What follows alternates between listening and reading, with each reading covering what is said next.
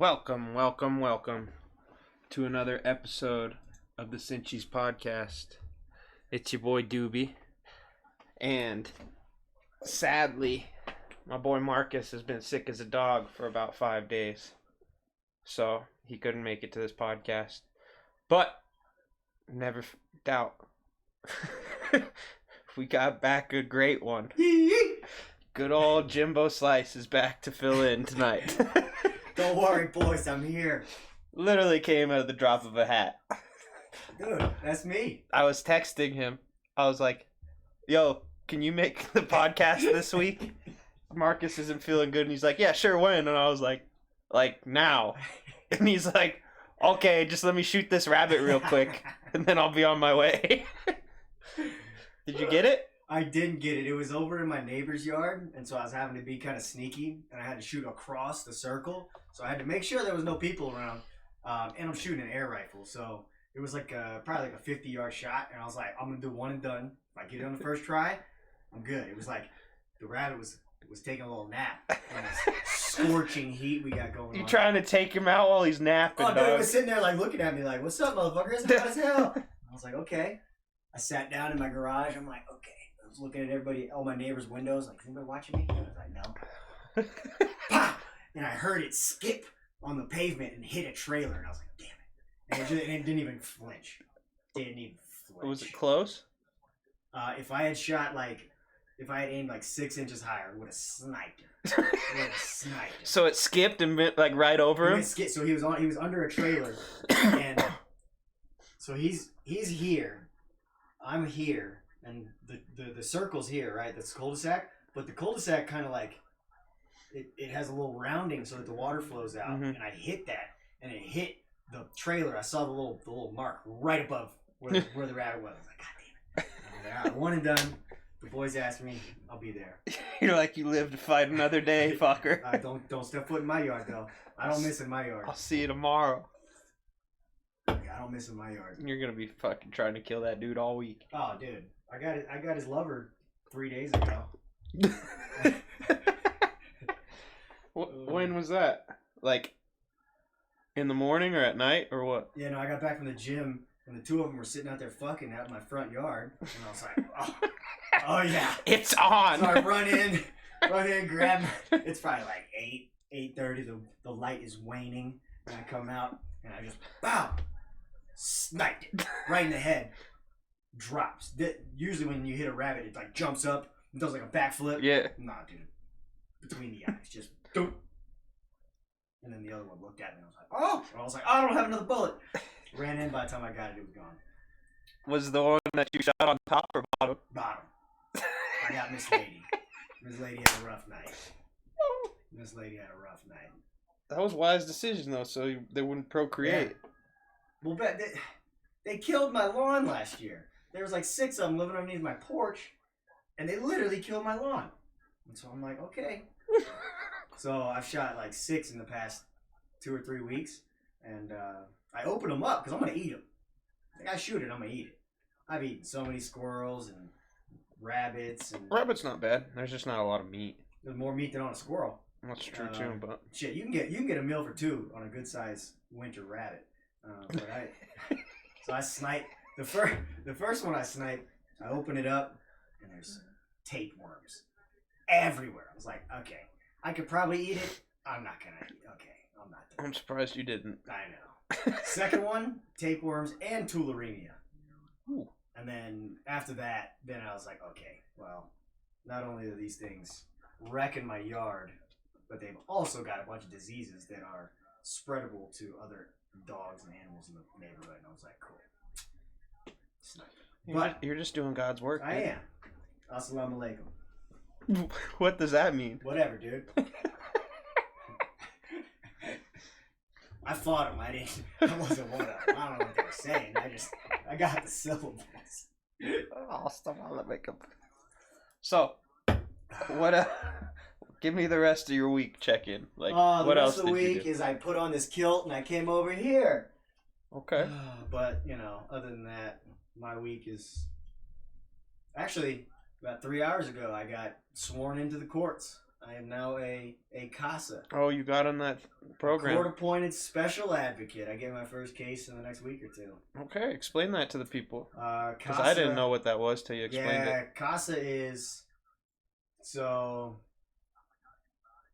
if there's a kid who's in the court system because, whether it's in foster care, parents are druggies, they're being alcoholics and just beating the kids, or just anything bad is going on with the kid and they're now in the court system, the CASA is that one kid's only voice, right? So I go and I interview the parents, the teachers, the social worker, the lawyers, everybody involved in the case, and then I talk to the kid one-on-one a couple times a month and make sure that everything's going well for the kid. If the kid needs anything, they need any services or anything like that, come talk to me and I'll see what I can do. And for the whole year, 18 months, 2 years that the kid is in that court process, I'm with him or her every step of the way.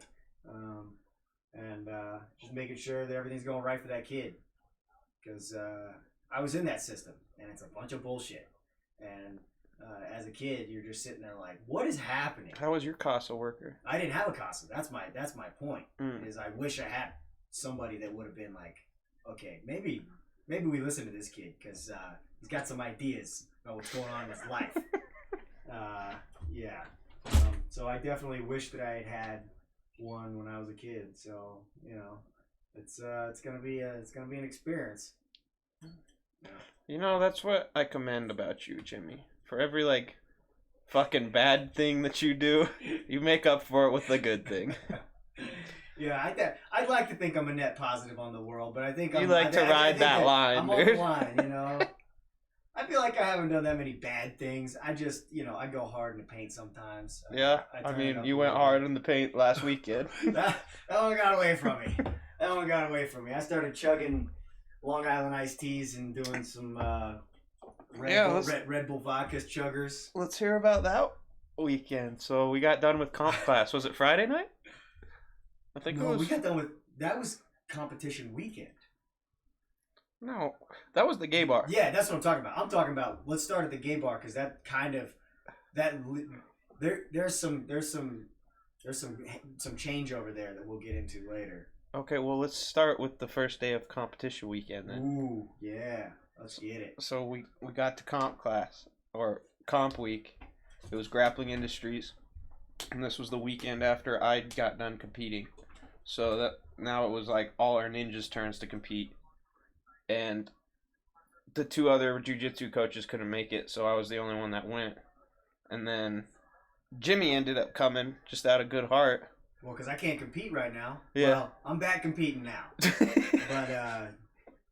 But the last time I was on here, I was talking about my torn pec, and that was about 6 months ago. And I think I'm good enough to compete now. Percentage-wise, where you at? Percentage-wise, I don't want to talk about that. You're 64. Percentage-wise of how many white belts and lower level blue belts that are my size that I can take, we'll call that approaching 100%. In terms of where my arm is, we're going to go ahead and ignore that number. Can you do a normal push-up yet, or do you still do the sissy push-ups? I did my first one yesterday. Hell yeah. First one Hell yesterday. Yeah. First one in 6 months. Ready to compete. Let's get it, boys. That was it? You're like, it's on. Oh, literally, I was like, oh, got it. Couldn't get a second one, but that'll be... It's coming down the road. By the time I compete, I'll get 5. Yeah. That's all. You only need 5 push-ups to win. But I showed up at comp because I wanted to support the boys and girls. Yeah, so that ended up being just an absolute shit show because who was it first? Adam was first. Adam was first, and they bumped him. He was supposed to start at 4. Yeah. And he ended up starting at 2:50. Yeah, 2:45. Yeah. And I wasn't there yet. I was on the way. And you're like, oh, I'm already here. I'll coach him. So I was like, yeah, just hop in his corner and help him out. You pulled a typical Jimmy, didn't get a coach band, nothing. Just walked in there. It was in one of those indoor hockey rinks, and so I just went around the back and I jumped over the back of the hockey rink. And everybody's kind of looking at me, and I was like, whatever. And then I just went under the rope, and I was like, Adam, don't let him choke you. And he was like, there's no way. There was nobody in my corner when I started this match. He was a minute and a half in, and I'm like, okay, get your left leg free, because he was in half guard. I was like, dude, he's super easy to pass. And then finally he looks over and realizes that I'm there. And he was like, oh, okay. It's Jimmy. Yeah. So what was the result of that one? Adam, he had a rough first match, and I think he was down on points, and he was in mount, and he had just tried to blast out of it and ended up getting rear naked. Can't really blame him. He didn't want to sit on bottom for a while. I commend it. Second match is when I came in. He was fucking this kid up, and I think he was down on points. I don't know how he ended up down on points. The kid got like one dumb reversal, and then Adam got back on top, but he didn't get any points for it. So I think Adam was just kind of gassed from the first one, and so he didn't have the energy to really pass the guard. He probably should have won that one, but you know, it is what it is. Yeah, because then I showed up and Adam was fucking fried. Yeah, he was toasted. I was like, bro, take a seat. Yeah, he was toasted. Catch your breath. Yeah, he was toasted. And he had 2 more matches, right? Yep, he ended up having 4 matches. Yeah, but he did pretty good overall. He worked hard. Yeah, he worked hard. Yeah. And then, who was after that? I think Ellery was next, right? Because we had to like... Was it Ellery or was it Hunter?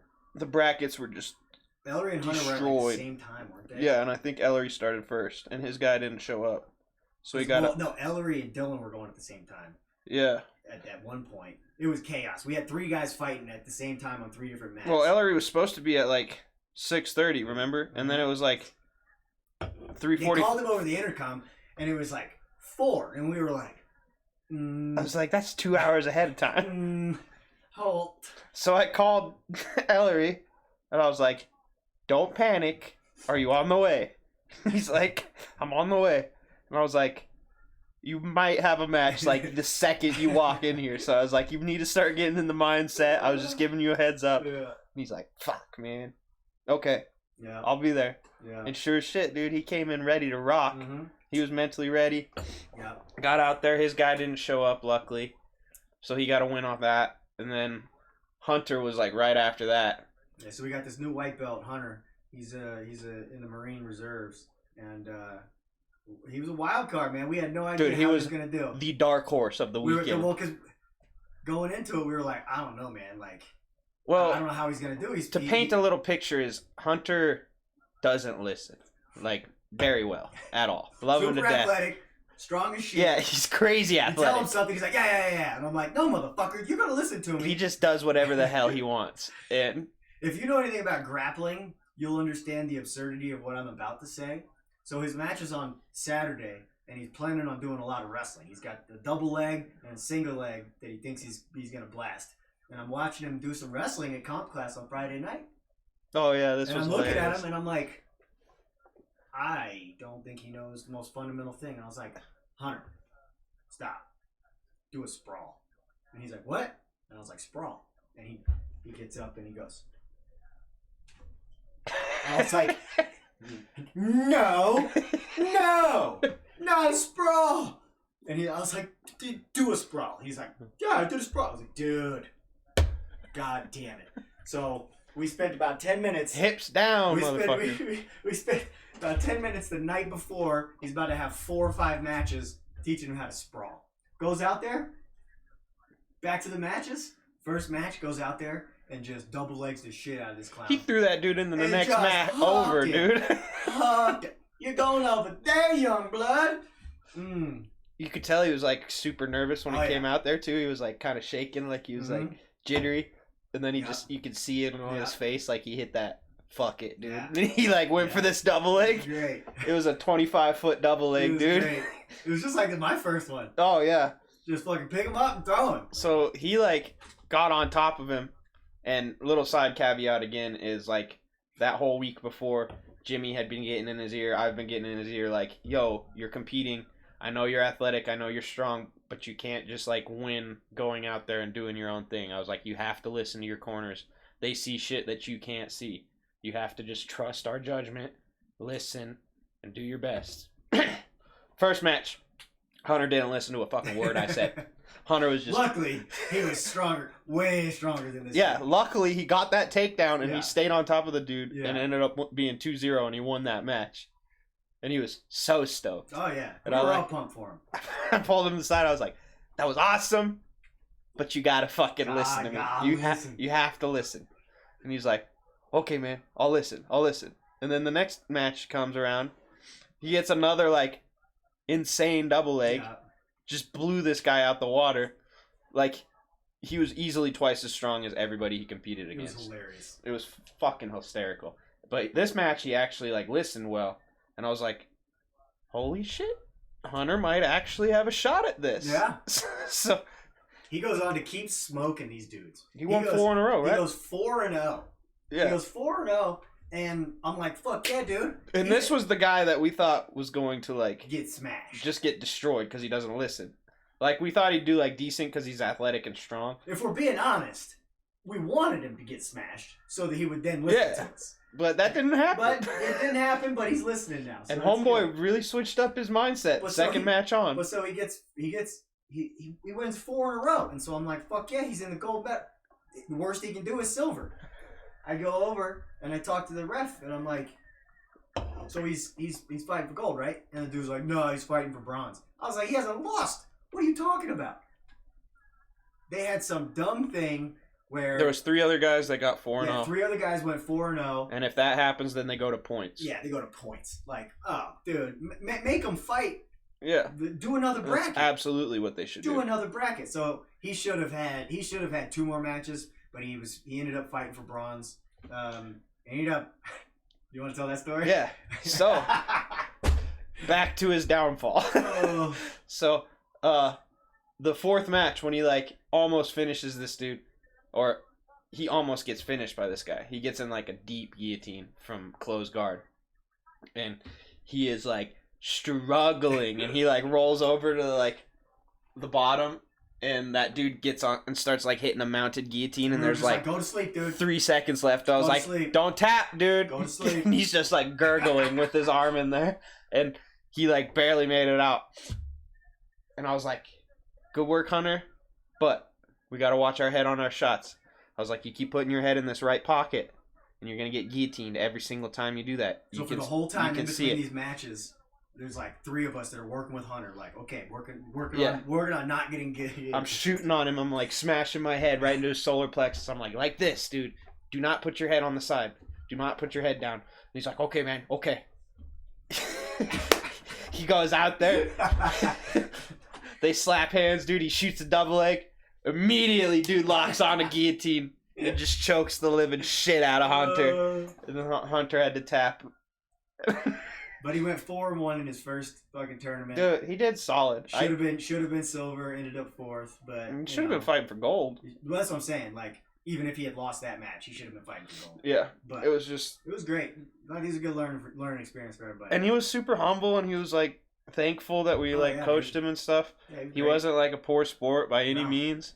It was a great turnaround. He was definitely the dark horse of the whole weekend, dude. I was like, what? We were getting hyphy over there, dude. We were going nuts. Fuck yeah. Ellery and Dylan. So then Dylan competed. And Dylan, his first match, he won on points, right?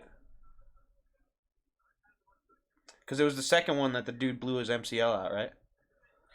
Dude blew his MCL out on the match before Dylan. I know, but that was Dylan's second match, right? Yes. Yeah. That was Dylan's second match. I'm pretty sure his first match, he ended up winning like 4-2. Something like that. Yeah. It was pretty standard tournament. He got a takedown. Dude swept, and then he swept back and stayed on top for the remainder of the match.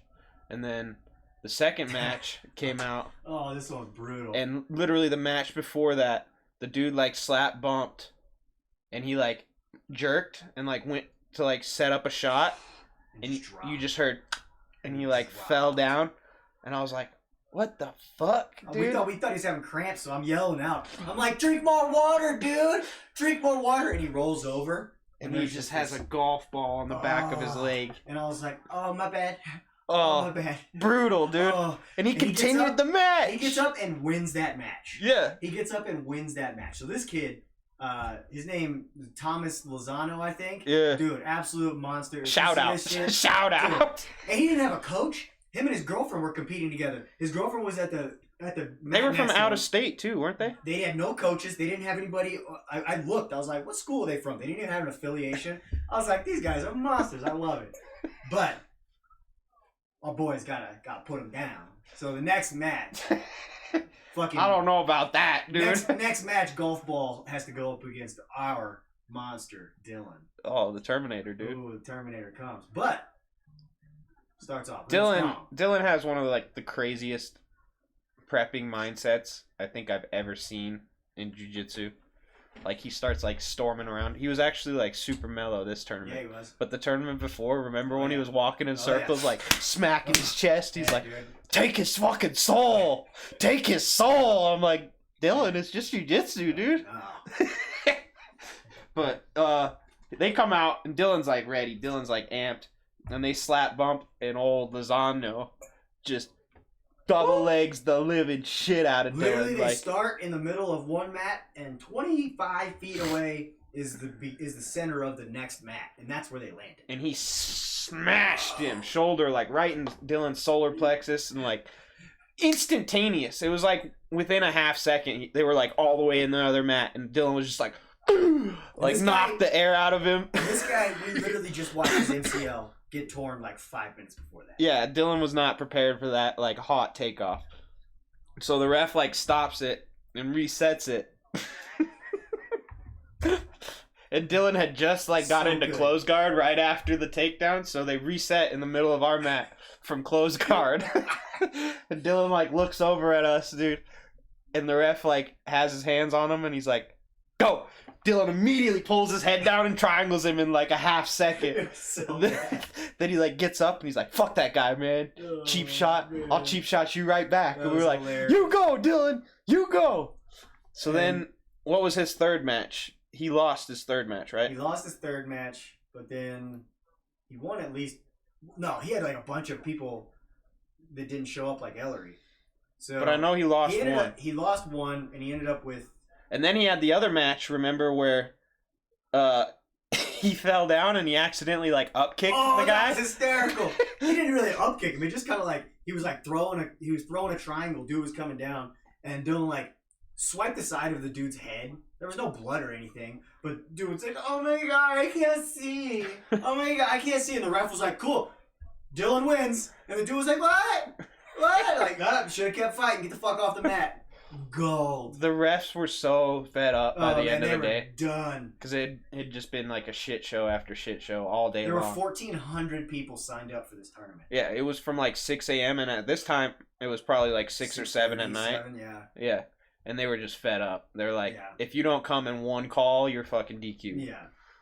And so he's like, oh my god, my head. And the ref's like, okay, you lose. And so Dylan, I think he ended up with silver. He got silver. Yeah, so he ends up with silver. MCL guy.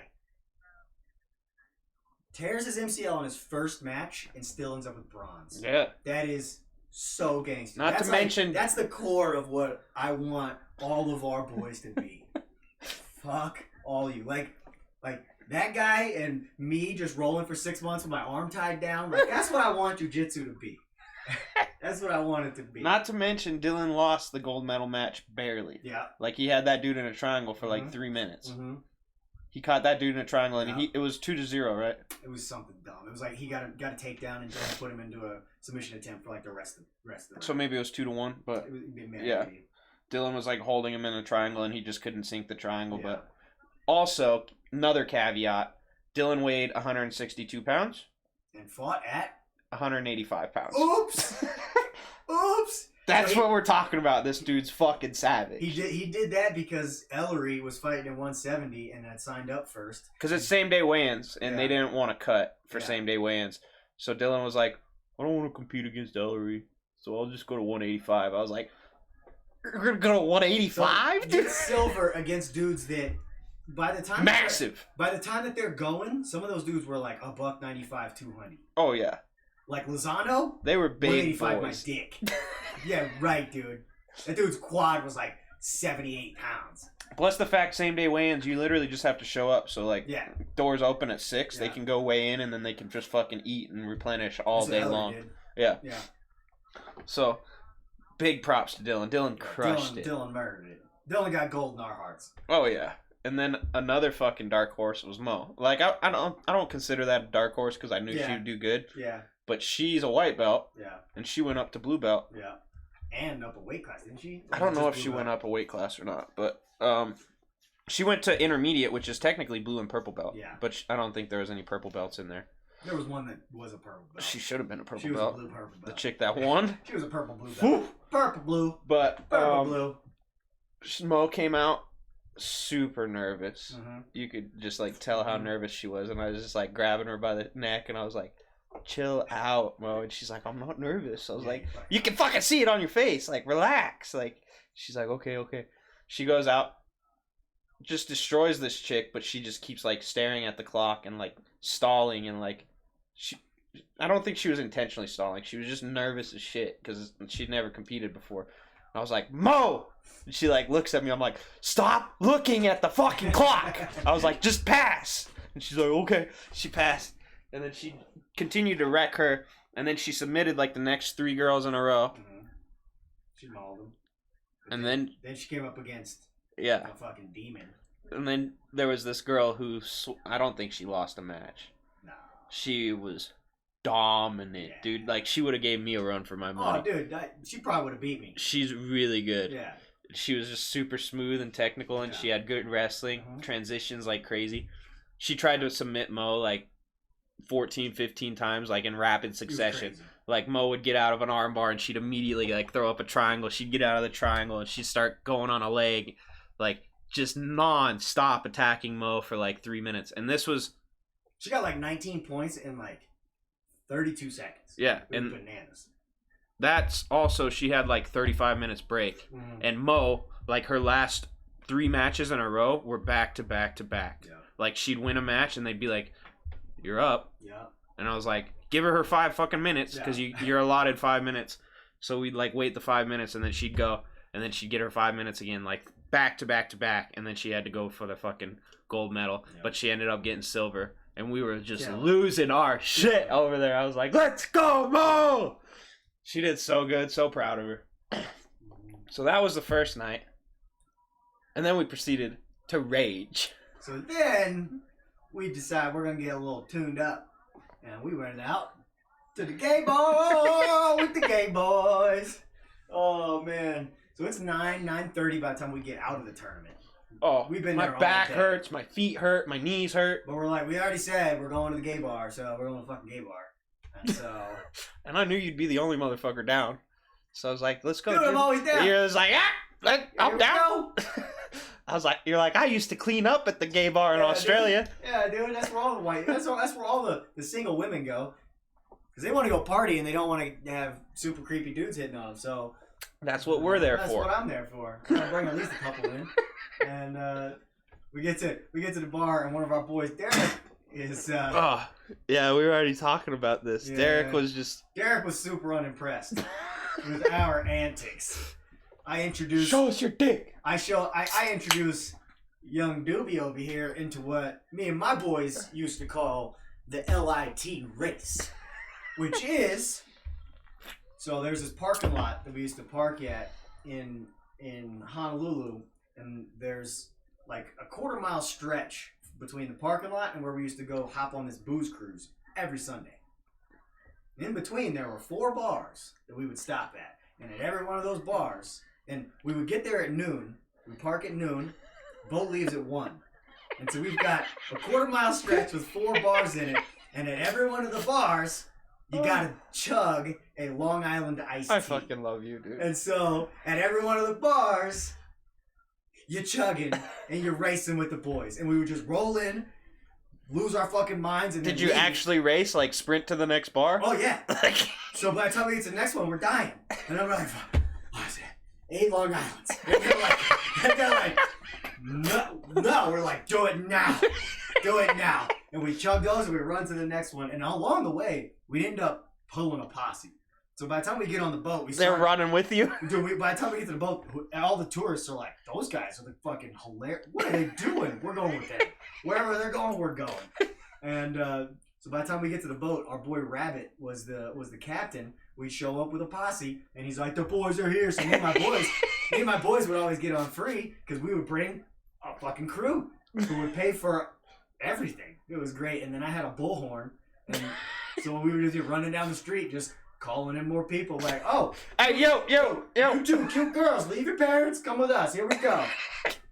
Yeah, it was. So then, back to comp weekend gay bar. Oh night. shit, dude. Yeah, Derek was even talking about this on his episode when he was like, Jimmy comes up and orders 6 Long Island iced teas, and only Dylan and Jimmy are standing there. And I was like, these motherfuckers are gonna drink 3 Long Islands each. And that was on top of, dude, we had like 3 fucking vodka sodas. Well, then I got that one chick. So we're standing there at the bar, and this girl comes up next to us, and she's standing there and she's like eyeballing me, and I'm like, okay, yeah, okay. And I look at her, and I was like, so which one of us are you gonna buy a tequila shot for? And she's like, what? And I was like, which one of us, pointing at Doobie, are you gonna buy a tequila shot for? And she's like, you pick. And I was like, cool, buy it for him. She's like, well, cool, I'm gonna buy it for both of you. And I was like, all right. So we're sitting there waiting at the bar. Funniest part! Her boyfriend comes up. She makes him pay for the 3 fucking tequila shots. 3, not even 4. Dude didn't get a She shot. doesn't even order a 4th one. And the boyfriend's like, Bro, I was fucking dying when he did that, dude. She's like, no, not 4, just 3. Then she made him pay, and I was like, what a fucking bitch, dude. Oh, I was fucking dying. yeah. So, yeah, that was tequila shots. We started off with, was it Jaeger bombs or Vegas bombs? Vegas bombs was Greeley night. Okay, This yeah. was, So it must have been was Jaeger Vegas bombs. I think I was in Vegas. We got a mode. bomb like the second we got I there. think it was a Vegas bomb because, yeah. And then we drank like 3 Bud Light seltzers. Dude, like, Yeah. I was fucking thrashed. Yeah. Well, Especially for not eating like all day, dude. well, so then we're standing there, and this chick walks up and starts just totally macking. And I was like, okay, whatever. And she's convinced that we're gay. Oh yeah. And I'm like, She's like, maybe not you. well, and then I was like, no, funny story. Well, neither of us are gay. And she's like, I believe you, pointing at me. And she points at Dylan. And she's like, I know he's gay. I know he's gay. And we're like, dude. same level, but whatever. And so she just doesn't believe us. So then she looks at me and she's like, so you're not gay, huh? And I was like, yeah, not gay. She's like, make out with me. I'm like, what?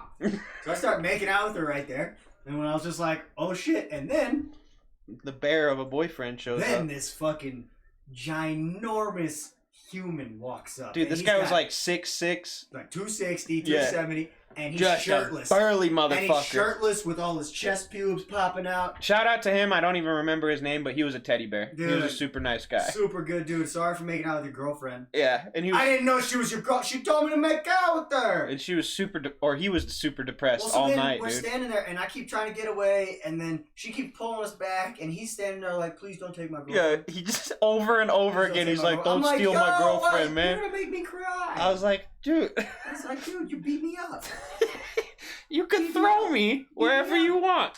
Like, I'm standing here so that you can beat me up. And he just kept hugging us. He was like, oh, dude, you guys I are think best. they kind of wanted to like Oh, they fucking tag wanted team to, yeah, on they us, wanted to dude. force him, and I was like, Yeah. you can't watch. This is a cockhold thing. What is Yeah, I this? was like, I'm not cucking you, dude. I Dude. can't do it. That was fucking rowdy. So then, you know, a little brownout happens. And I am you. Brownout for me, blackout for me. I went Young. straight to blackout, dude. Like I was just fucking stumbling around. And I can't find Doobie. Well, I just remember being at the bar and like I don't remember anything, and then I just hear Doobie, Doobie, and Derek's like leaning over the bar in my face. He's like, "Are you good, dude?" And I'm just like, I can't even talk, dude. So then Just I go out. Fucking thrashed. I go out and I'm fucking dancing. I'm losing my shit. And then I'm like, I gotta go pee. I go in there and these chicks are standing in line, and because it's a gender neutral bathroom. It's a very progressive place. And Oh yeah, so, I saw a lot of titties when I went in there, and I yeah. was So like, "What?" so standing in line, these girls, and they're like, oh my god, somebody's been in that first stall forever. I was like, know who that is? And they're like, what? And I was like, I'll be right back. And I run in and I jump up over the door, and there's Doobie. I'm in a skirt right now, so I can't do it full justice. But imagine that this is the That's royal, a kilt. the royal porcelain throne, and Doobie's just.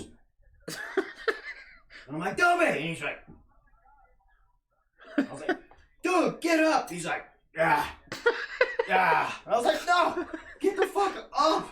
He gets up, opens the door. I get him to wash his hands, and then for some reason, I decide I'm gonna go back and party. That's where you fucked up. Doobie doesn't. I think I immediately turned around and walked right back into that stall. Yeah, so I'm also pretty fucked up, and Doobie did not follow like I was hoping that he would. So I don't see Doobie again for an hour and a half. But I'm like, I'm on one, and I'm fucking. I got so much Robo water in me. Like hour and a half. Dude, that was at like 1. I found you again at 2:30. So. Bro, I must have been passed out in there for a minute. Well, then you were wandering around the fucking town. Wandering around for a while. You can tell the rest, the second part. Well, yeah, that's what I've already told him, but like, I got fucking escorted out the back. So then. Because the second time, I remember the security guard, I had my pants at my ankles, and I was like shitting, and I just like passed out, and he's like, bro, wake up. And I like look up at him, he's like, wipe your ass, you gotta go, dude. He's like, you're fucked up. Well, so now I'm rolling around this gay bar by myself, and now there's not 2 of us. And so it's they were swarming you, dude. Pack of hyenas. They smelled the blood. They were like, we're gonna turn this motherfucker gay for sure. And we've already talked about the fucking. We came on a weird ass night when they were rocking all the harnesses and that weird shit. Yo, it was like a full BDSM night. And I'm like, hey, I was not prepared for that. I'm in swim trunks. I don't know what's going on. So, like, I dressed pretty flamboyant. I had Daisy Dukes on and an unbuttoned Hawaiian shirt. I'm pretty sure I had this Hawaiian shirt on. And I was just fucking. We walked in there and me and you were like, man, what the fuck? This is some Berlin shit, man. They had like weird little halters. So I'm walking around by myself, like, where the fuck is Dylan? I checked all the bathroom stalls this time. A couple people were a little pissed. I was peeking over. I was like, Dylan. They're like, no! Sorry. Don't worry. I'm so fucked up. I won't remember what you look like naked tomorrow. So keep walking around. Can't find him. Now it's closing time. Now I'm like, fuck, dude. Where is this clown? I must have been fucking stumbling around outside way longer than I thought. Yeah, dude. Because then I go outside, and I'm standing there. I'm calling him. No answer. Walking around, call his cousin, no answer. We went out with a couple people, everybody fucking ditches. And I'm like, God damn, where the fuck is this clown? Me and you were the only two who shut it down. Well, technically you. Yeah. I was just fucking wandering around outside. So I'm standing out there, and I've got like 4 people around me. I'm like, okay, he's got white hair, look, he's got tattoos all over the place, wearing a Hawaiian shirt, and he's wasted. And they turn around, they're like, is that him? And I was like, Dylan! He was just like, he's walking down the street out of the darkness. He wasn't even under a street light. He was walking into a street light as I see him, and I'm like, no fucking way. No way. So then you were all the way across the street, and I was like, oh, there's Jimmy. So then we go to get in the cab, and Uber pulls up. We're getting in. I open the door, and Doobie goes, whoop.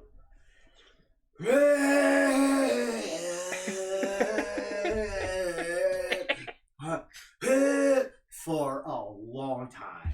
And I'm like, did you get it all out? He's like, I think so. And he gets in the car, and the driver's this dude from Ghana. And he looks at me, and he's like, is he gonna make it? And I was like, I guess we'll find out. And he gives me this like rubber bag. Tank's empty. And he was like, okay, pick those up, throw up in there. And that was our gay bar night. Dude, we got home at like 2:30. No, we got home at 3:30. 3:30. And then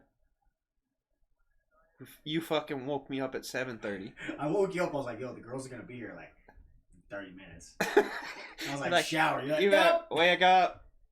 I literally just changed Hawaiian shirts, put on some pants, and just woke up. Yeah. Well, because we have second day of competition. We've got 3 more people who are competing. Yeah, so the adults competed on Saturday, and then the kids competed on Sunday. So we had all our teens, like my little death squad that I tell you all about all the time. Kata and Kalia. And then Ava were all competing this weekend. So Vanessa picks me up, her and the girls, and I am just like destroyed, dude. And I'm like, can we like not turn on the radio? Can we just like sit in silence? And I'm just like, my head's against the like window, and I'm like dying, dude. And she's like, you need food now. So we like drove straight to the Grappling Industries. They weighed in real fast. They're like, Dylan, they don't know where to go. Go take them to get the fucking weigh-in. So I'm like stumbling through grappling industries, like pushing people out of the way. I like find the scale and I point. I'm like, stand on that. And they're like, what's your name? Kalia. Catalina. So they weighed in. Who the fuck is your escort? Oh, they weighed in real quick, and I was like, let's go. And I fucking like pissed off, like stormed out of there. And then I can't even remember. I think we went to Cheesecake Factory. That Cheesecake Factory was open at 10 in the morning? Who the fuck knew? Cheesecake Factory is, one of my favorite places. Yeah, I didn't know they had breakfast and shit, too. So, because they were competing, she wanted to get them in a good mood. She took them to Cheesecake Factory.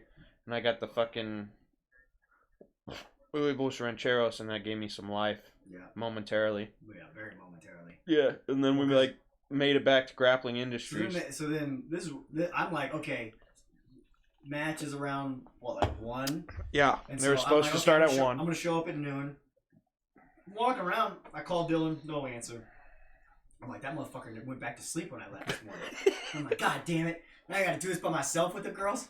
And so, I do a whole lap. And again, I do my fence jump. And so I get in free again. And I'm walking around and I'm still pretty drunk. Oh, dude, I was thrashed. Well, so I'm stumbling around and I'm just like, everybody's looking at me like, oh, you smell like fucking booze, dude. Just disappointed in myself, dude. Because I was like, I love these girls and I can't even fucking coach them right now. Finally, I find them and Dylan is fucking late. He's laying in the middle, of the walkway, just bah. And the girls are like looking at him, very unimpressed. And that's where I came in and I sat down right next to him. And everybody's like, "You guys good?" We're like, Vanessa was like totally cool with it. Like she was used to it. She's like, "Oh, he does this all the time." Yeah, but then the girls went out and just murdered. Yeah, dude. So Kalia was up first. And Kalia had a rough match, her first match. So, that dude ended up winning. Yeah. He crushed it. He was a, strong competitor. He clearly been wrestling since he was a little kid. Yeah. And she, did really good with him. She got the initial takedown points. He swept her once and she swept her back, or she swept him back, so it was 4-2. And then he did, a crazy transition to a sweep, to a back take, and then Kalia rolled to her back and he got mount. So he got 8 points, 10 points, crazy fast. And he ended up winning. But that was straight because Kalia was nervous as fuck. Yeah. You could tell. She was just a mirror image of Mo. She was just very scared and not scared, but just nervous. Yeah. They've never been in any competition for him before. Yeah. So then she went out and for all the rest of the matches. Well, smoked. Kalia did first, and then Kata was right after that, right? Yeah. They were there side by side matches because Kata is 10 pounds lighter than Kalia, so they were on mat 1. It was 115, and mat 2 was 125. Mm-hmm. And Kata's division was mostly girls. And then, because if they're below 13, then it's boys and girls. They just take whoever. But then 14 and up, they separate by gender. So, Kata had mostly girls in her division. And then Kalia had mostly boys. I think there was one girl besides Kalia. But, Kata came out hot as fuck. Yeah. I would have pictured them being, polar opposites of what happened. Kata came out and just fucking hammered him, smashed this chick, swept her, got on top, tapped her in 30 seconds, and we were like, dude. And for the next half hour, it was just they were swapping back and forth, tap out, back to back, tap out. Yeah, going back to Kalia. Kalia tapped every single person out after that first match, everyone. Sick. She went on a tear, and it was fucking glorious. She came back over to the side. She's like, that's so much easier. I was like, yeah, just tap them out every time. She's like, I'm going to do that. Yeah, because I pulled her to the side after that first match, and I, grabbed her by the head, and I was like, all right, you know what to expect now. You got the jitters out. Let's go out there and do what we do. And you could see it was just a flick of a light switch. She was like, okay. And she went out there and just fucking destroyed, dude. And then Kata kept the same pace that she had for all 4 of her matches. And then by the 5th match, she was pretty tired. and she just ended up getting. She was up on points, but she got caught in a triangle, and she got tapped because she was too tired to defend at that point. Which, I mean, it is what it is. But they had both medaled. Yeah. They did great. Yeah. And then Ava had a hell of a situation come across. Because let me hit this picture for you. Ava's 125 pounds. We signed her up for 125 because she's older than the other two. So she was 14, so she's in the 14 to 16, 125 pound gray belts. But they didn't have anybody in that weight class. So they initially put her in 135 orange belt, which if you're not familiar with kids belts in jiu-jitsu, it goes white, gray, yellow, orange. So she would have been two belt levels ahead of her skill grade against a 16-year-old. Yeah. And I was like, what? So we talked to the promoters, luckily 3 days beforehand, and they're like, okay, the best we can do is 130 or 155 yellow belt. So it was down a skill grade, but still one above Ava's skill grade, 30 pounds more. And Ava was just like, I mean, I guess. She was like, she was just beside herself. She didn't know what to say, and I was like, shush, you're going to do great. You're going to out-wrestle him. You're going to do fucking awesome. Because Ava's a little monster. Yeah. First match, Ava comes out, destroys this chick. Yeah. Wasn't even fair. Takes her back, chokes her out. There were a lot of tears. In 20 seconds. She was making a lot of girls cry. Yeah. Good. And she was, 30 pounds lighter than these girls. And it was hysterical. And then her second match, she went up against the girl who got the silver, which Ava should have got the silver because, Ava was better than this girl. But I don't. A little bigger. Any of you who have competed in something crazy athletic or that burns you out, she gassed out a minute in, and you could just there was a distinctive moment in that match when she looked over at me because she was starting to get swept, and she just looked over at me with just not fear, but exhaustion. Yeah, she was Fatigue just makes cowards of us all. Yeah, she was like, I don't know what to fucking do. She was just completely gassed. So she ended up losing that match over some bullshit because she was up on points, and then the ref literally just gave this chick some points. Yeah, he gave her 3 points because she was up by 2 points. He gave her 3 points for a guard pass, but the thing about a guard pass is a guard has to be established first. And Ava never established guard. They were scrambling like crazy, and the chick got past her, so there shouldn't have been any points because Ava immediately got up, so she didn't get side control points, she didn't get mount points, nothing like that. And I'm standing on the side, and I'm like, that wasn't... Why'd she get 3 points? And the chick's mom is her coach, and she's like, she passed her guard. And I was like, she didn't establish the guard. And her husband's looking at me, and I was like... No, there was literally no guard established. It was utter bullshit. Yeah. I don't think the ref wanted it to go to decision, so he was just giving her points. But it is what it is. Ava lost that one. Continued to go on a tear. Dude, just tearing chicks' heads off. Subbed everybody except for the girl that won. Monster. This 17-year-old purple belt, yellow belt. Yeah. This chick was 150. They were fighting for second place. She would literally have given all of the white belts in our gym a run for their money. Oh, yeah. The grown-ass men. I don't know if I would have tapped her out. Dude, you can tell actual competitors because she would walk out there, dude, and she had a smile on her face. She literally didn't give a fuck. As soon as she turns 18, she better be in fucking every single match she went out there. She didn't have a care in the world, and she'd just tap girls, and she'd just be spinning arm bars and shit. We were just get her hand raised, and so everybody was just okay, we're fighting for silver. Okay, yeah, cool. So, but she pulled Ava into guard and got her with the triangle. She didn't really have any takedowns, and she kept pulling everybody into guard, and I was like, we both pulled her to the side. We're like, Ava, she's gonna pull you into guard. You gotta pass that guard immediately. The chick was just too strong. Yeah, once she locked those legs around her, that's it. She couldn't get out. And she had Ava by at least 25. Everyone did, dude. It was bananas. And Ava She was fucking If we had put dying, if we dude. put that chick on the scale, like when they had gone, she'd have been $165.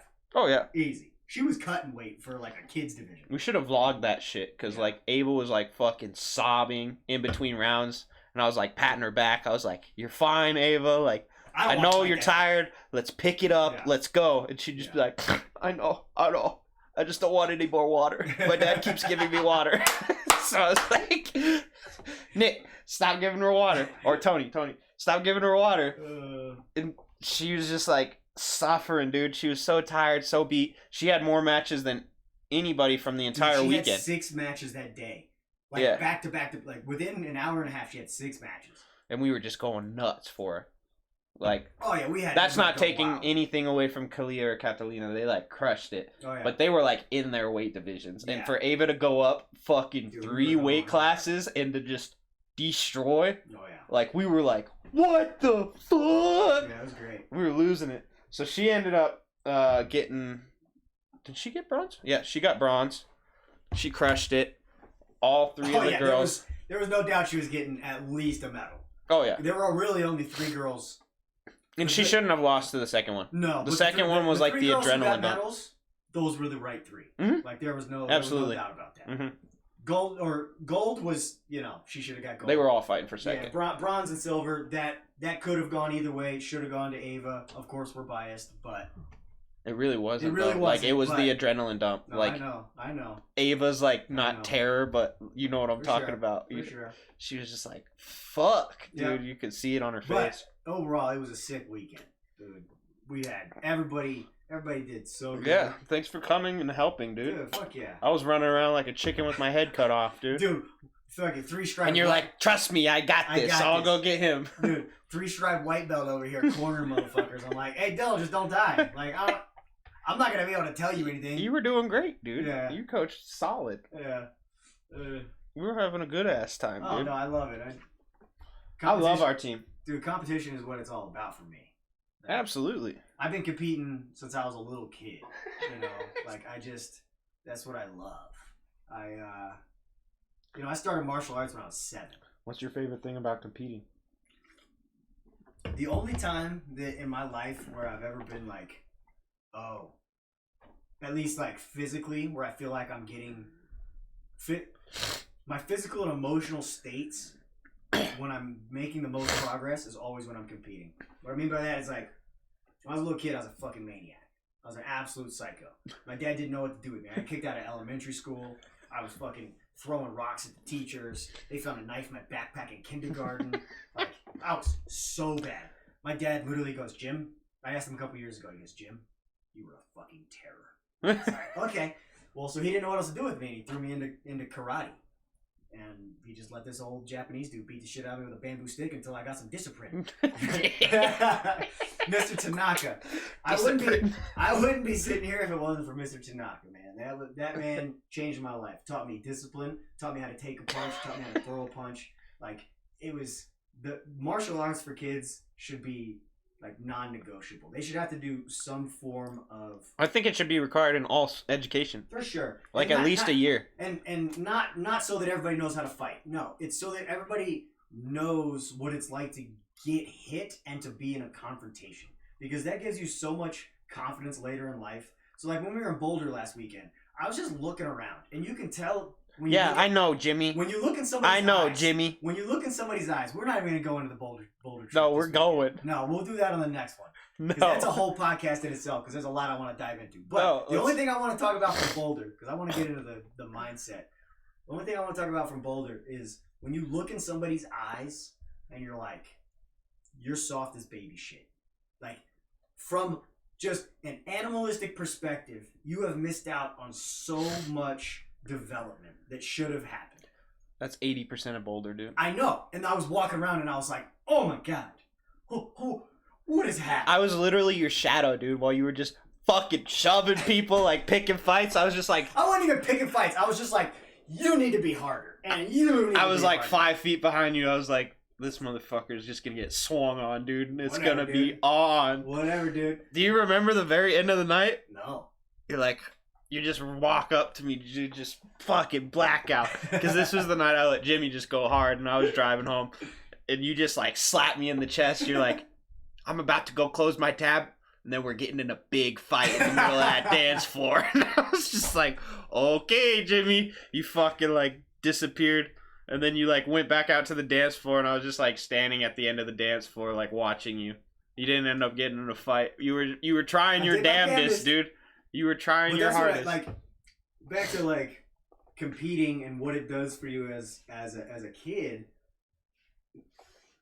You're striving towards a goal. You're like, I don't want to go to that competition and get the shit kicked out of me. Yeah. Right? And one of the reasons why so many people are so nervous when they get to their first competition because they've never been like in a real confrontation.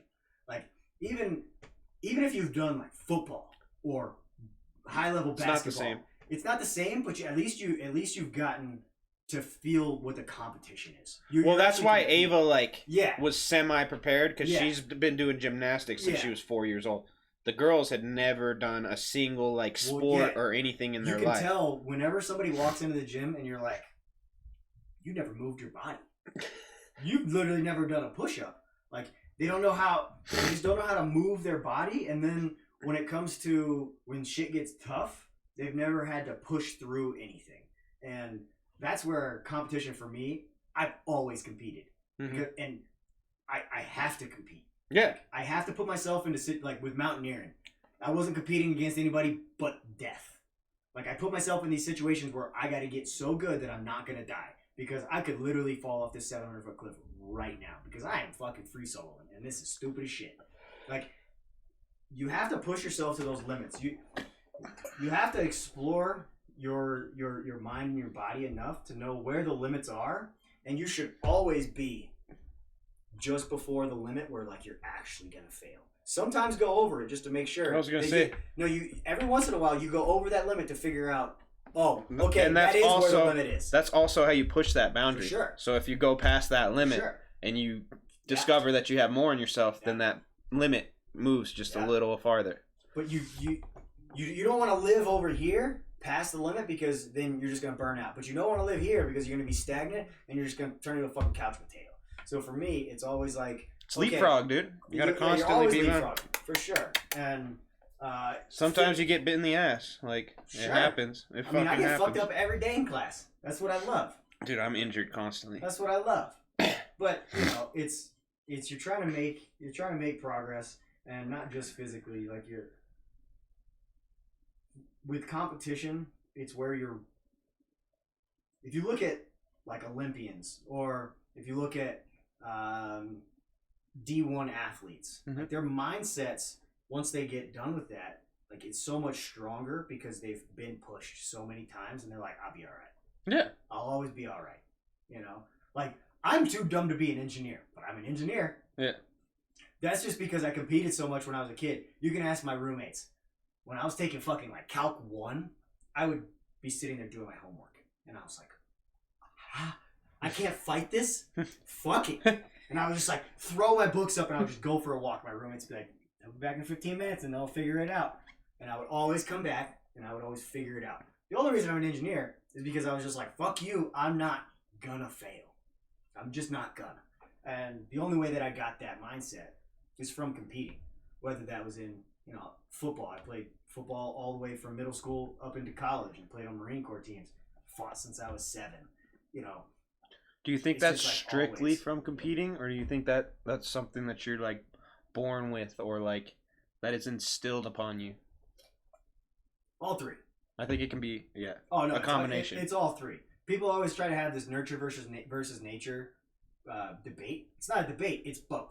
Yeah, no, I fully agree because like I get what you're saying about competition, how it like toughens people and it helps them to like overcome adversity. But ever since I was like fucking 3 years old, dude, I wanted to win every single thing I ever did. If I did fucking marbles and shit, dude, I would literally fucking slap the other kid if I lost, dude. Like, and I had to win everything I did, and that was just like something I was fucking born with. Like, and that's actually another important part of competing is you have to learn how to fucking lose properly. That's been the hardest part of my career, for sure. Like, I remember one time I was playing video games with my friends. I had like 8 of my friends over. We're playing Tekken 2. And I got my ass whooped by my buddy's little brother who came in, this fucking dorky little nerd comes in, and he's like, oh, I've never played this before. And he beats my ass. I was using Law. And Law was my man. I do the spinning back kick and just fuck everybody up. Hop, hop, hop, Law. hop. And he would mess me up. He murdered me for like 30 minutes. And I was like, he's literally doing combos that the book says you can't even do it. And my friends were just like, dude, the book does not say you physically can't do those combos. And I'm like, it's got to. And I was like, and then like 5 years later, that still would come back to me, and I'd be like, God, Motherfucker. I was such a piece of shit. Like, he beat me. Grow up, Peter Pan. Accept your loss like a man. And that's another thing that competition really. I've been learning to lose gracefully over time. Yeah, it's hard. Oh, I still, if I lose, even if I'm rolling in class and it's like against like you or one of the other boys, where I'm like, these are my fucking boys, and I know that they're better than me.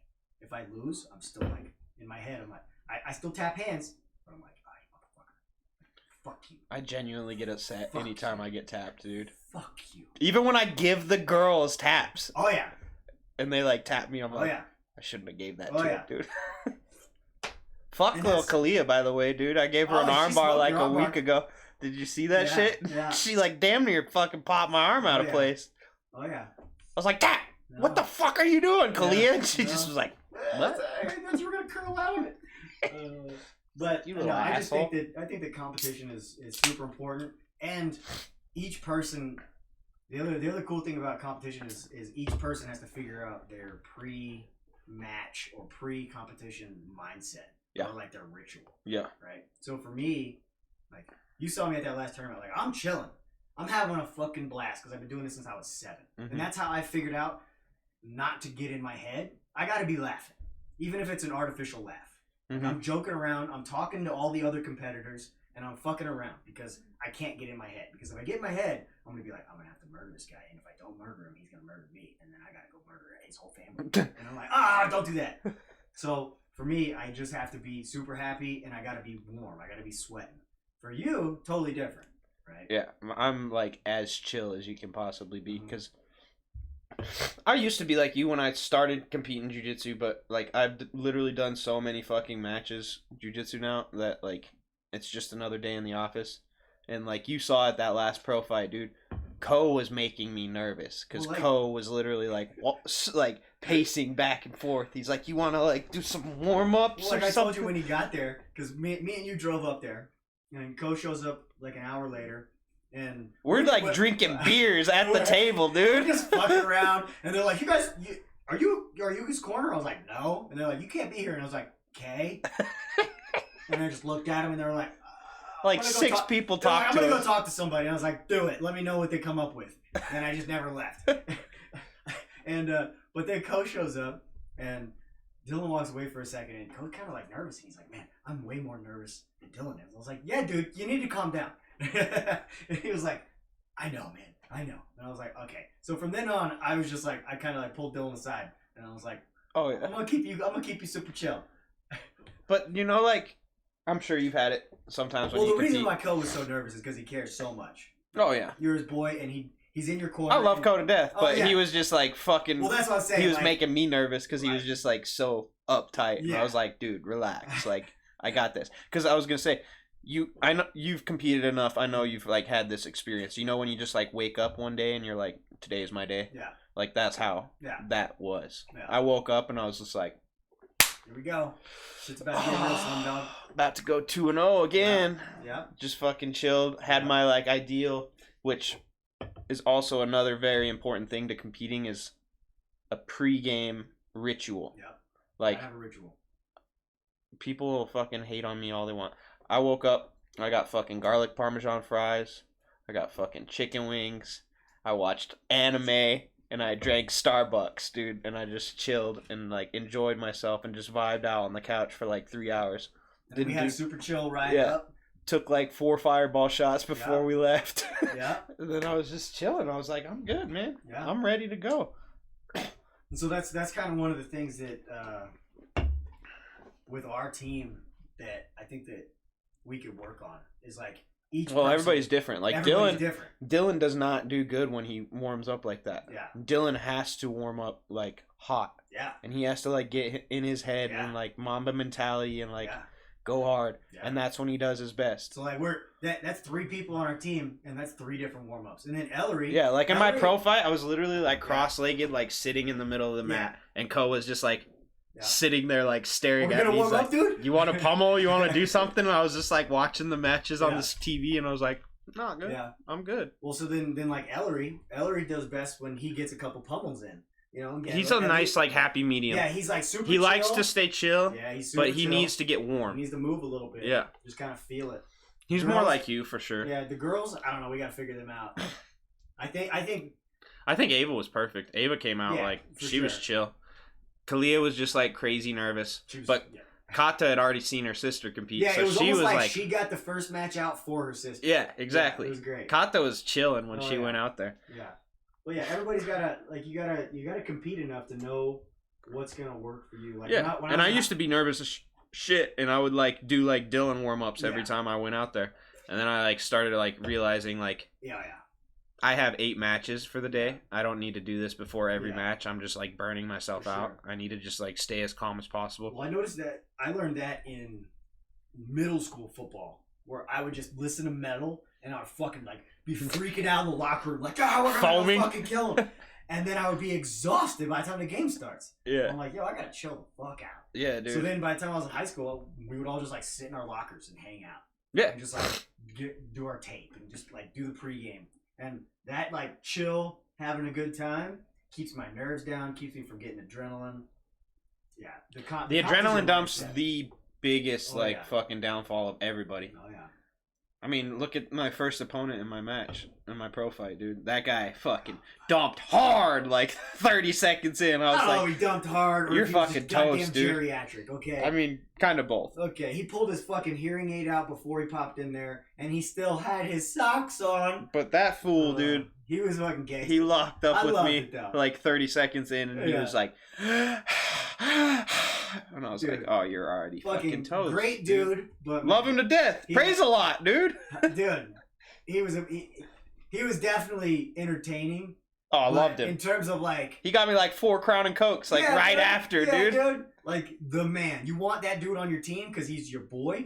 But in terms of like, I was telling you, a 4-man purple belt pro show. I don't know, Doug. I was saying that fool fucking somehow found me and brought me tacos at the bar. Remember? Yeah.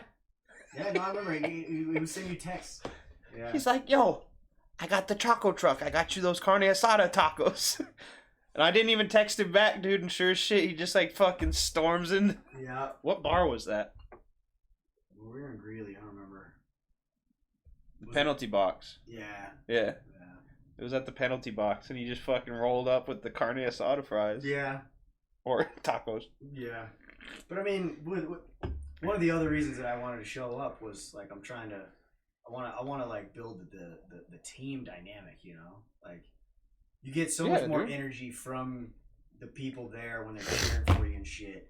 And just like knowing that the boys and girls got your back there. Like, no, Adam's morale completely changed when we were all there for him. Dude. He was like, okay, like, I got a shot here. Yeah, like, and the girls, like, all the parents are screaming, we got their backs. Like, At one point, Kata was fighting, and Kalia came up, and I was like, okay, well, Dylan's already over there, and I was like, oh, Dylan, I'm taking this one, and so we got 2 matches going on, and they both get taps, like, and everybody's losing their minds. It was so sick, and a lot of that is just, that's why, it's another reason why I love competing, because it's like, the highest highs and the lowest lows, like, you get to experience so much emotion there. But we're gonna be there for each other for sure through it all, and that's what I want to work on. Like that's what we're trying to build with the comp team. You know, just having everybody have each other's backs. Like you really want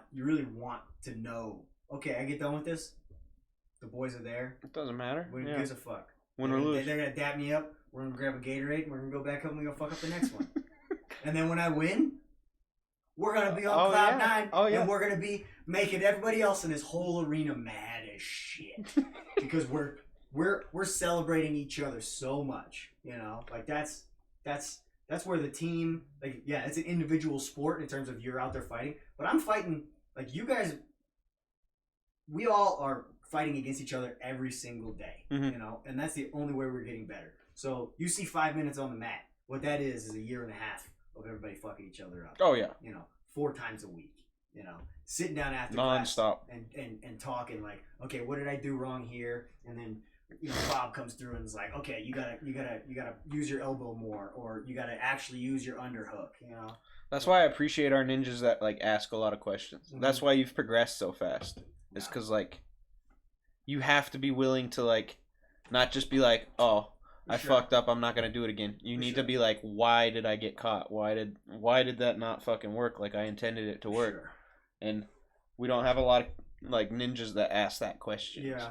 So, well, you know, that's the definition of humility has gotten bastardized over the past few centuries. What humility to me really means is like, I don't know everything. What I actually know is you act like it, nothing. Jimmy. I know almost nothing. Why do I learn? Do you remember going to town with that girl at the end of the night in Boulder? You guys were talking about fucking. Oh, like, yeah, I do. Gastrophysics or something. Yeah, I do remember that. But like chemical engineering is what it was. But the point is like humility isn't this like false humility that we see so much where people are like, oh, I'm not actually that good. Like, oh, you know, like trying to downplay their level of greatness. Like, if you get Michael Phelps and you're like, are you one of the greatest swimmers of all time? And he doesn't say yes, I'm gonna be like, shut up, dude, fuck you. Yes, you are. Just because you're great doesn't mean that you can't admit that you're great. So like, there's things that I'm good at, but I understand most of the things I am awful at.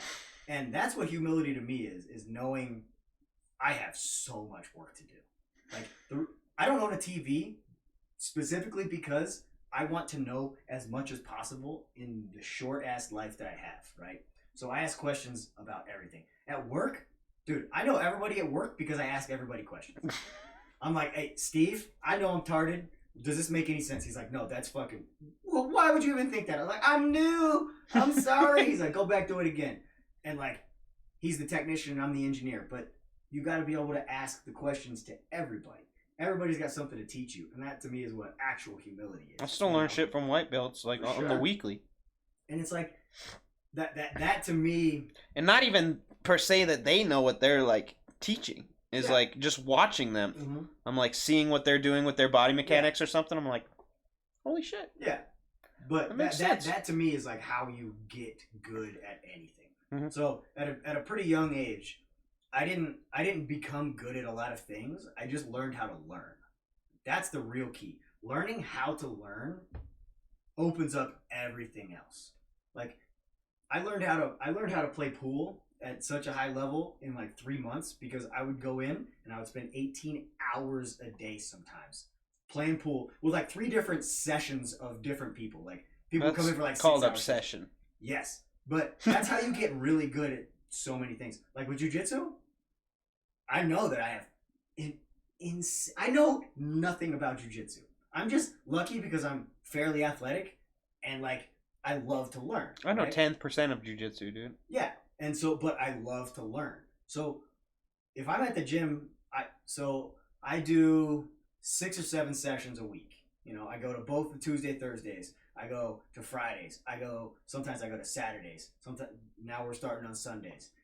You're going to come again on Sunday? For sure. But that's like such a small part of everything that I do. I got mats. You saw the mats in my basement. Mm-hmm. I watch like 4 or 5 hours of jiu-jitsu and wrestling every day, and I do the drills on my fucking basement floor. My chickens are pecking at the window. I'm like, what the fuck are you doing? I'm like, dude, I'm figuring it out. And like that's how much if I'm doing something, whole ass everything. Don't half ass anything. No half measures, dude. And that's you know, that's what I really love about jiu-jitsu is it's cerebral. You gotta think. But it's also, you got to fight. Like you got to actually physically go out there. And the more effort and time and thought that you put into it, don't just go out there and freak out. You don't want to just be flailing around. You want to be moving with a purpose. That's where it's hard for like a lot of people to learn. Like Dylan's got the fight. Yeah, Dylan's But he a doesn't. fighter. He doesn't have the cerebral yet. Yeah. I'm not saying that he. Well, actually, he's gotten a lot better with he's that in the past gotten 6 so months. much better, dude. He's actually been like His submissions are getting like money. Well, dude, when I first injured myself, I was like, okay, I can't roll with Dylan for a while because he's such a savage. That like I can't trust him not to like fuck me up. Dude, he's full Daisy Fresh. He's full psycho every time. But in the past like 3 months, he actually like I saw him. He was like, "Hey, dude, you want to roll?" And I'm like, "Okay, motherfucker, I'm gonna tap instantly." And he actually was like flowing with me and shit. It's because I've been putting him with the girls. Did you see when he was terrified when I put him with the girls for the first time? I was like, Dylan, roll with the girls. I was like, you hurt them, I'll fucking kill you. And he was just like, okay. Yeah. And he was rolling with them, dude. He was holding them like they were babies, dude. And I was like, they're not fucking infected, dude. Just roll. He was just fucking terrified to hurt him. Yeah. But I guess the moral of that story is just like, I love competing for all of those. There's just so many facets to it. And that's not saying that everybody who does jiu-jitsu has to or is going to compete. But I think that it is a very good learning experience for everybody. I do believe that everybody should compete once. I think you should all do. I think everybody should do it once. I'm not saying you have to. No, I think not everybody will. It would be great for the sport and for every training room, for everybody in there to have the mindset like I'm gonna at least compete once. You know, just it just totally changes. You have to go out there and see what you're made of, dude. Like, too many people are complacent for sure and don't like test that. Well, plus you're in the training room and like you don't know nobody's like trying to take your head off. So you don't really know how you stack up against that guy. Yeah. That girl. And then you get in the fucking. Dylan's trying to take your head off all the time. Well, okay, yeah, okay. Yo, Dylan, my neck's fucked up, dude. What's he proceed to do? Yeah. Try and rip my head off. Come here, I'm gonna collar-tie the shit out of you. But fuck you, Dylan. You don't really know how you stack up until you get out there and compete. Yeah. And I just feel like on the competition and you're not always gonna win. You're not always gonna lose. Like, it's a crapshoot literally every fucking time you go out to tournaments. Oh, this fucking D2 wrestler just popped out of nowhere and is now in my blue belt bracket. Like, I've had guys that I haven't beat like 3 times in a row come back and got them the 4th time. Like, any given day, like, anybody can get lucky. Anybody can catch a submission. Well, that's whatever. That's like in wrestling right now. Jordan Burroughs. Yeah, lost. Jordan Burroughs has been the pinnacle of the sport. Arguably the best wrestler on the planet besides that Sajulayev or whatever from fucking whatever one of the cheater. One of the crazy white people. He's a little cheater though. Whatever. We don't like him. But Jordan Burroughs, top of the world, and he's beaten Kyle Dake. I don't even at least a handful of times over the years. Kyle never actually beat him, and then finally for this Olympic trials, Kyle finally beat him. You know, and like at the end of that, you saw Jordan sitting there like, "Fuck, dude, I'm not going to the Olympics." Yeah. And Kyle came up to him and was just like, "Hey, man, it's been 10 years, and you're the reason why I am where I am today. The only reason I'm as good of a wrestler as I am is because I was always running up into this fucking brick wall of Jordan Burroughs, you know? And that's where, like, competing takes you to a whole nother level with everything. Again, I'm awful at jiu-jitsu, but competing is the way that I'm going to keep moving forward, you know? Yeah. Like, that's what, that, I don't know how to do a sport without competing, you know? Like... And I like jiu-jitsu because, like, anybody can do it. Anybody can compete. It's not like you have to be a, like, specimen to do jiu-jitsu. Like, we have... Paul's competed. Yeah. Paul's a big boy, dude. He's a fucking dad of 2. He's a savage. Dude. But he's fucking gone in there and competed. He's got these goddamn grown-ass man hands. Grabs a hold of you, not going anywhere. But it's not like... You can be 60 years old and compete in jiu-jitsu. Dude, we got a 50-year-old black belt who comes in and fucks us all up. Silver Fox, dude. Day. Professor Bob. Do not let him get your ankle. Oh, man. That's the meanest straight ankle west of the Mississippi. Dude, he'll rip that shit off. Oh, it's great. It's great. Because you know instantly, oh, I fucked up. Oh, yeah. Bob just took my foot home with him. Anytime I start going for leggies with Bob and he grabs my leg, I'm like, I got to get out of here right now. Right now, or it's over. I'm just like, I'm going to go ahead and tap, and then we're going to start this over because you win. Because Bob's a stubborn sumbitch, dude. Oh yeah. If I will literally get him in a leg lock until I'm like cracking his shit, Yeah. and then he won't tap. And then we'll see him like a week later. Yeah, and then he's like, oh, "You gotta fuck my leg up." I'm like, "Dude, you should have just tapped. I was fucking blowing your ankle out." Yeah.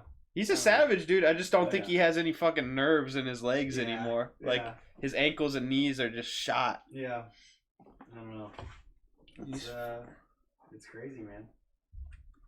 Well, we're fucking gonna keep going. Yeah. We got a lot to do. What's the time? Oh no, I'm not talking about the podcast. We can call it. But I'm just saying we're gonna continue this jiu-jitsu journey. Yeah, dude. I'm gonna build this competition team up, be a force to be reckoned with, you know? Yeah, man. Yeah. I just want, whenever one of our guys finishes up, I want there to be at least a team, like a small team around him, you know? Yeah. Like, even if it's just 4 or 5 of us right now, you know? Like, That's all.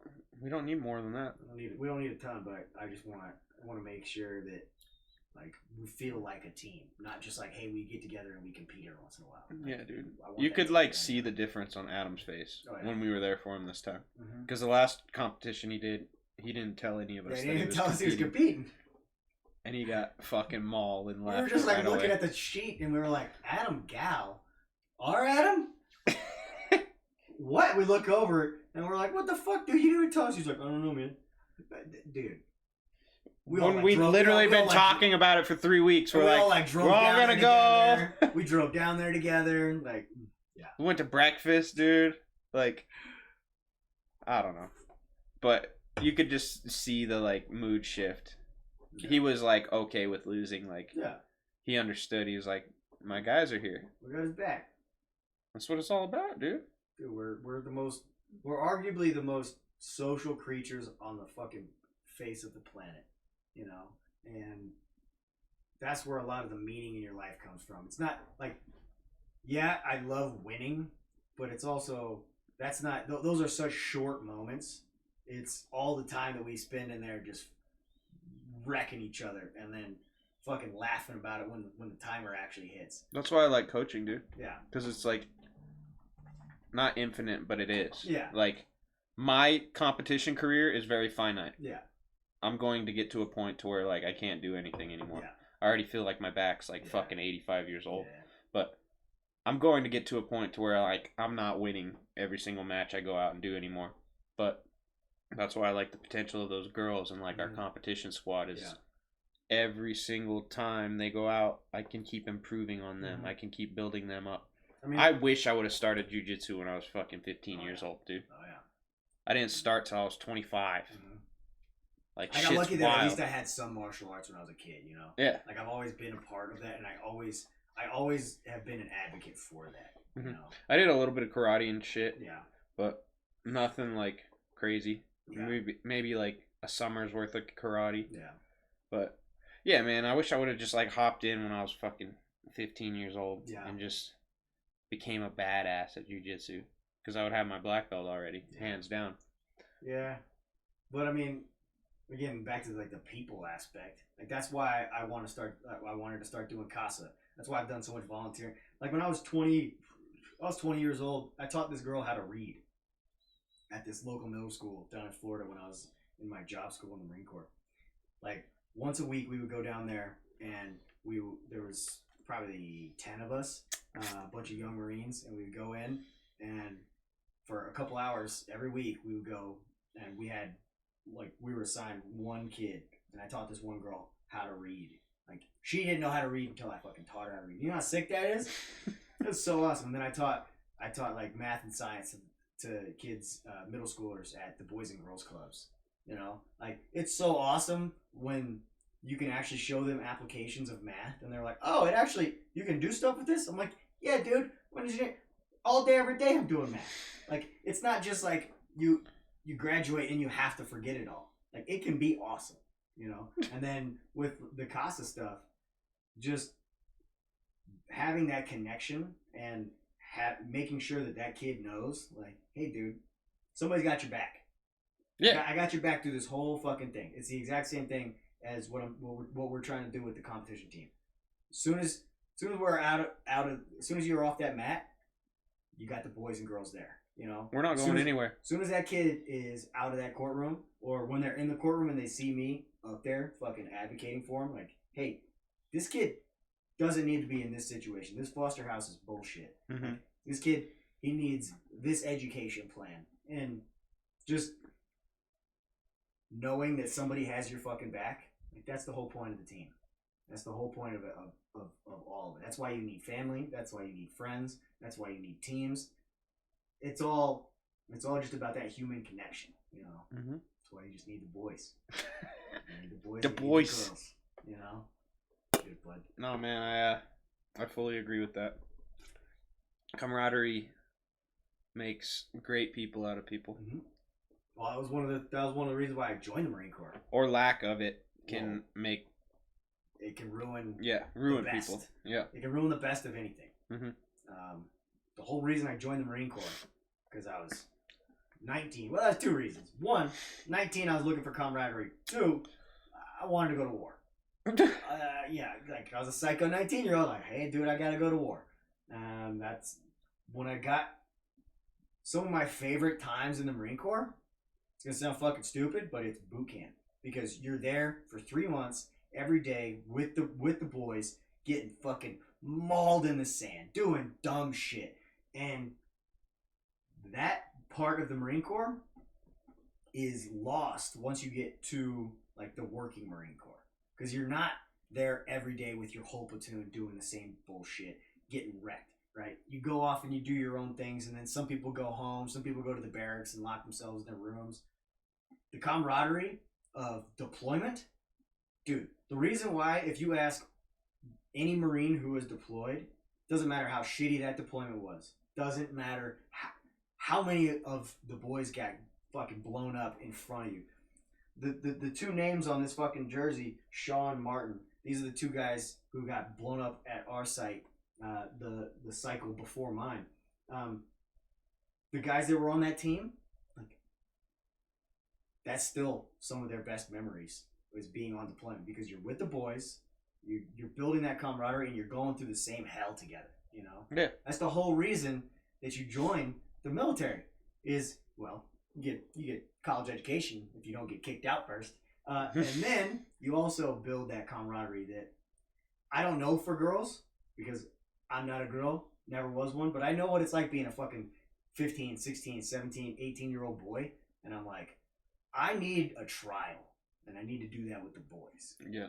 You know, and a lot of times that's with martial arts, or it's with team sports.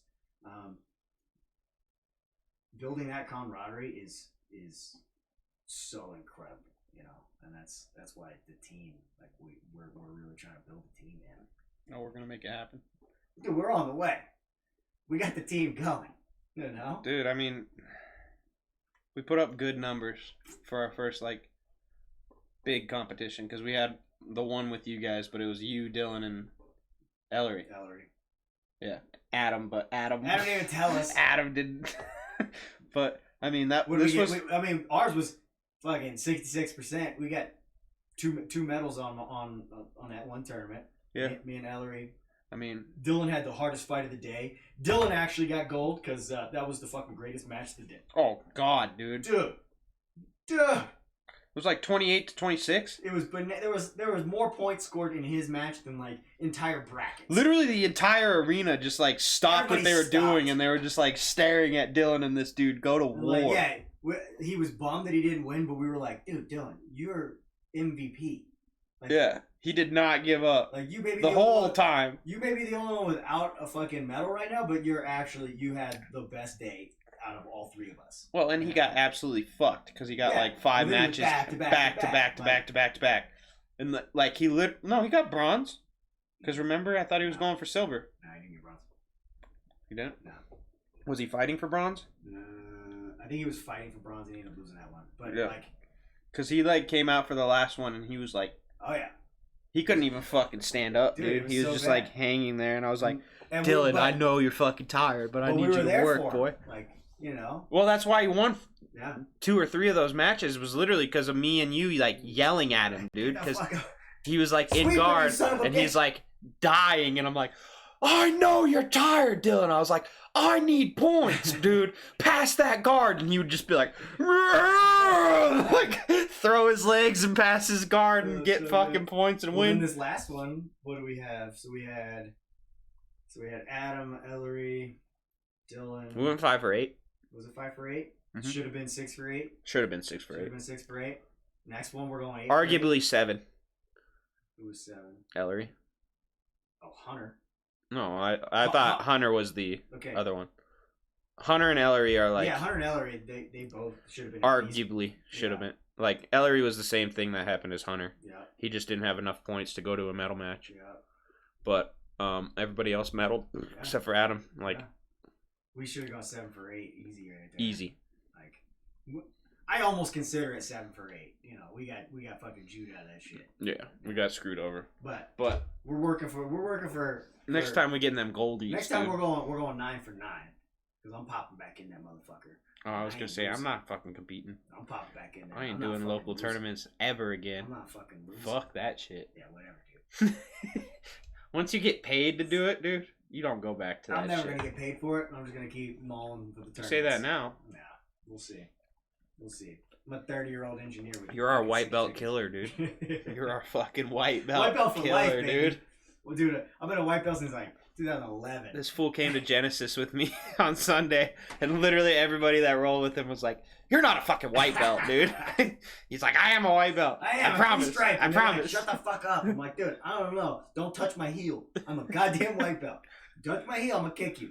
No heel hooks. Because they used to do that same exact shit to me when I was a blue belt.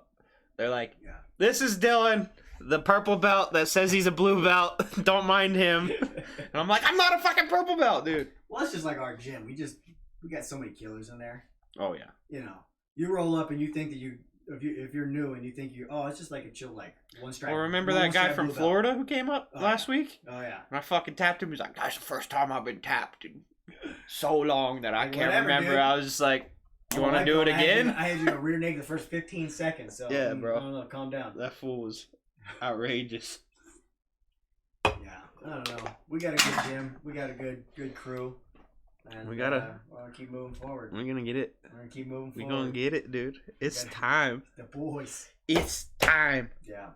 Ludwig Martial Arts coming out hot. Yep. 2021. Fuck yeah. On that note, it's been a good time. We'll go ahead and close it out. Thank you for listening, everybody. Please don't forget to like and subscribe, all that nonsense. Oh, and if you want to hear some more of like my thoughts, I write a lot of articles. It's called Thoughts from the Center. It's on Substack. If you type in Jimmy McCulloch, McCulloch, should pop up. You know, I write a bunch of stuff about. I wrote one about the Second Amendment. Last week I did one about, the gun violence.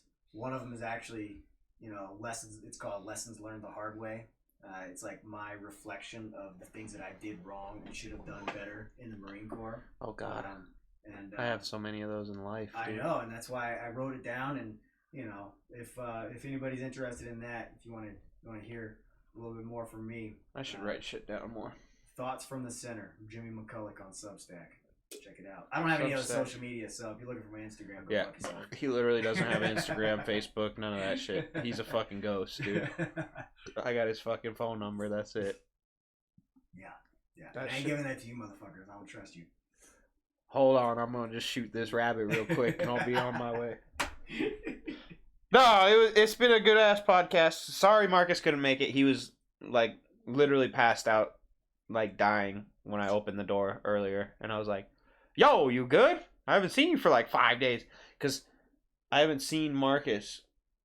He's literally been like fucking Dracula, dude. He'll like just I won't like hear from him, and I'll be like down in the kitchen, and I'll hear like his door open and like the bathroom door shut, and then he goes back to his room. For like 5 days, I haven't seen fucking Marcus at all, and he was just dying this morning. Because I was trying to get him to come with us to Boulder. Oh yeah. And it was like I can't, dude. I feel like shit. Yeah. I was like, I'm gonna call you at 3 a.m. to come get us. And he's like, you better not. Yeah. But he was dying, but he'll be back next week, hopefully. I hope he doesn't get Rona and die or something. Yeah, that'd but be a bummer. We'll see what happens. I think that's it, man. We had a good one. Cool, dude. We're gonna keep getting some semi-regular Jimmy episodes in. We'll keep adding on. Cool. Thanks for listening, everybody. Please don't forget, Sinchie's getting a beer. Get me one. Marcus usually says 2 drinks and a water. 2 drinks and a water. There it is. Tits up and tight buttholes. Woo!